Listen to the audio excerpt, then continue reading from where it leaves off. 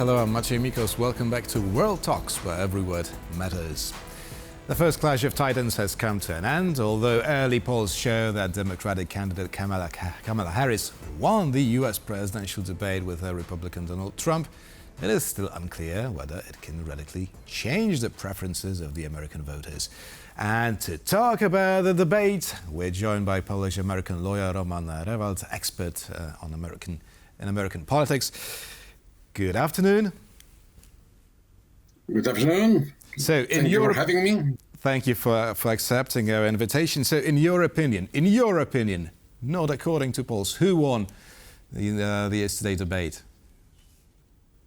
It's tough to say clearly who won and who lost. I watched two different debates, and in each of them there was not a clear winner, but there was a clear loser. In the first debate, the clear loser was Biden. In this debate, definitely clear loser was Trump for many reasons. I'm glad polls have pointed out Harris as a winner.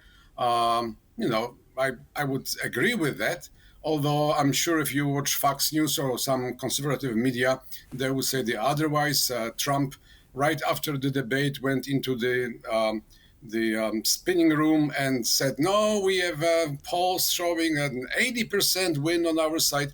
So everybody is going to declare the winning, and Trump is known for not admitting defeat in anything that he does. So that's pretty normal, and I think that it doesn't really matter who won, but it does matter who lost, and that was definitely Trump. Right, but do you think that this debate can actually change the minds of American voters? Not all of them. I mean, Trump spoke to his base, and I don't think anything the base's view. Kamala Harris was speaking to her own electorate, and that's not going to change. Whatever she said is not going to change their views. However, they both had one very important task to do in this debate, pursuant to what we heard from their campaign, and that was talking to the independent or undecided voters. So, in this sense, what Kamala Harris did in the debate was definitely much better job convincing the undecided voters to her views over what did Trump do. Trump did same old complaints, grievances, and attacks. However, Kamala Harris was able to do what she needs to do to introduce herself to the American public. She did very good job at the convention, speaking to the audience, but it was a limited audience. There was Democrats. The Republicans did not watch it. In debate, she repeated a lot of the statements showing who she is, what she stands for, where she come from in terms of her upbringing and career up to the becoming vice president.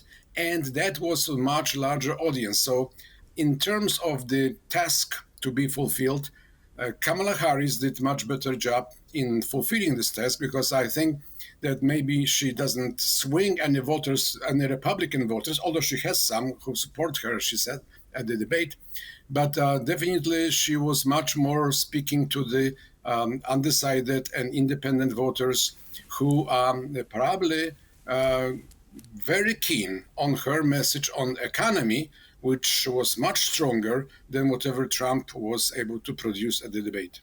Right. The Republican support for Kamala Harris was one of the strongest points of the debate, and also one of the major topics was foreign policy of the U.S.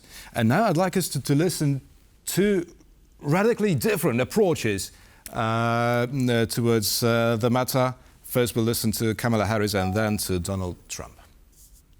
Understand why the European allies and our NATO allies are so thankful that you are no longer president, and that we understand the importance of the greatest military alliance the world has ever known, which is NATO, and what we have done to preserve the ability of Zelensky and the Ukrainians to fight for their independence. Otherwise, Putin would be sitting in Kyiv with his eyes on the rest of Europe, starting with Poland. And why don't you tell the 800,000 Polish Americans right here in Pennsylvania how quickly you would give up for the sake of favor and what you think is a friendship with what is known to be a dictator who would eat you for lunch. You're going to end up in World War III, just to go into another subject. What they have done to our country by allowing these millions and millions of people to come into our country, and look at what's happening to the towns all over the United States. And a lot of towns don't want to talk. It's not going to be Aurora or Springfield. A lot of towns don't want to talk about it because they're so embarrassed by it. In Springfield, they're eating the dogs, the people that came in. They're eating the cats. They're eating the pets of the people that live there. So we had two strong food references by both candidates. Kamala Harris was talking about eating Trump for lunch, and Donald Trump about illegal migrants in Springfield devouring cats and dogs. All right. So whose approach do you find more appealing to American voters? Well, definitely, there's no contest here. The both food references result in the same, as one comedian said, it's with a great inability of the system to digest it. Neither cats nor Trump will be digestible to whoever consumes them for lunch. I think that Kamala Harris did in substance and in tone was much better prepared for this campaign, for this debate, and she set up a lot of very nice traps for and they call it rabbit holes for Trump, and he fell into each rabbit hole like a baby. He provoked him to do the same old things, which is immigration, as we heard. Immigration was every answer to every question by Trump, and therefore it's no longer as scary. However, Kamala Harris, what she said, I mean, that should probably ring bell with Polish community in the United States, which is split, which is a lot of Poles are Trumpists, a lot of Precisely. A lot of Poles would go to vote for Donald Trump. But now, as she referred to, some 800,000 American Poles in Pennsylvania. Now, do you think they could play a pivotal role in the election? No, they never do. I'm sorry, but Polish community never was a pivotal. Even when there was issue of Reagan trying to help Poland in getting independence. But definitely it might change mind of some of the people in Polish community, because certainly the support of Putin brings a grievous threat to Polish freedom and independence from Russia. And as well, you might say that his claim of deporting a lot of people from the United States might affect some of the Polish recent immigrants who might not be that safe under the Trump administration, even if they have citizenship, as they will be under this Harris administration. So for Polish community, definitely what Kamala Harris was saying was much more assuring than what Trump is projecting in his campaign.